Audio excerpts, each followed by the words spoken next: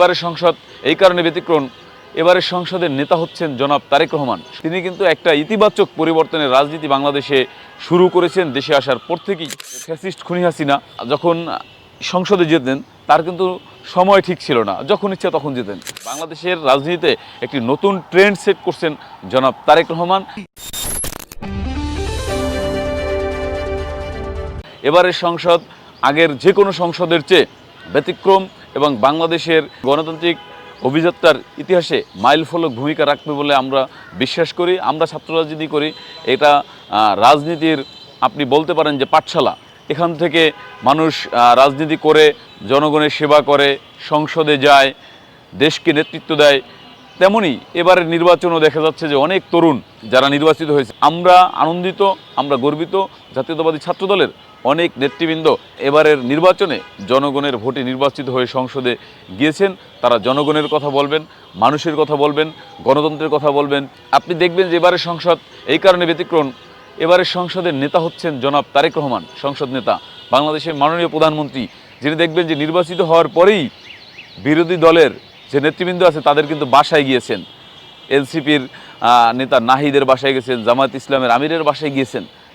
তিনি কিন্তু একটা ইতিবাচক পরিবর্তনের রাজনীতি বাংলাদেশে শুরু করেছেন দেশে আসার পর থেকেই, এবং বিশেষ করে 5ই আগস্টের পর থেকেই তিনি ইতিবাচক রাজনীতির বার্তা দিয়ে যাচ্ছেন এবং সেটি শুরু করছেন। বাংলাদেশের রাজনীতিতে একটি নতুন ট্রেন্ড সেট করছেন জনাব তারেক রহমান। তিনি চান না যে অতীতে যেই সংসদে যেই ধরনের বাকবিতণ্ডা, অপ্রয়োজনীয় বাকবিতণ্ডা অথবা একজন আরেকজনকে ঘায়েল করার যে হিংস্র বক্তব্য ছিল, সেই ধরনের বক্তব্য থেকে বের হয়ে এসে দেশ গঠনে, জাতি গঠনে সবাই গঠনমূলক ভূমিকা রাখবে, সেই প্রত্যাশা এবং সেই ভূমিকা জনাব তারেক রহমান পালন করবেন।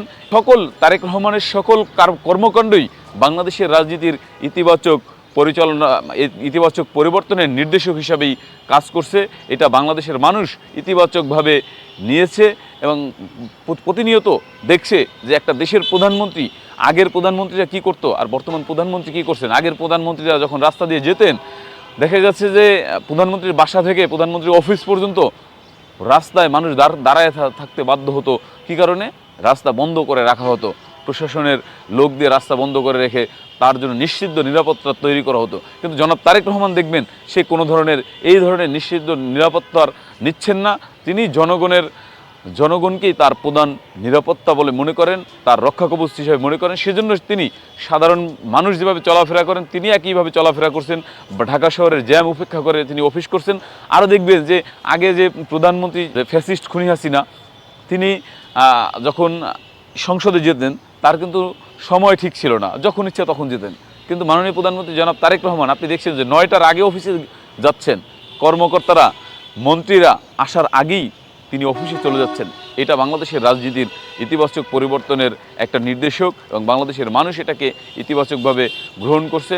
আগে যেভাবে সংসদে শুধু প্রধানমন্ত্রীর স্তুতি গাওয়া হইতো, সারাদিন মাননীয় প্রধানমন্ত্রী আপা আপা এটা করে যেইভাবে স্তুতি গাওয়া হইতো, সেই ধরনের স্তুতি জনাব তারেক রহমান চান না।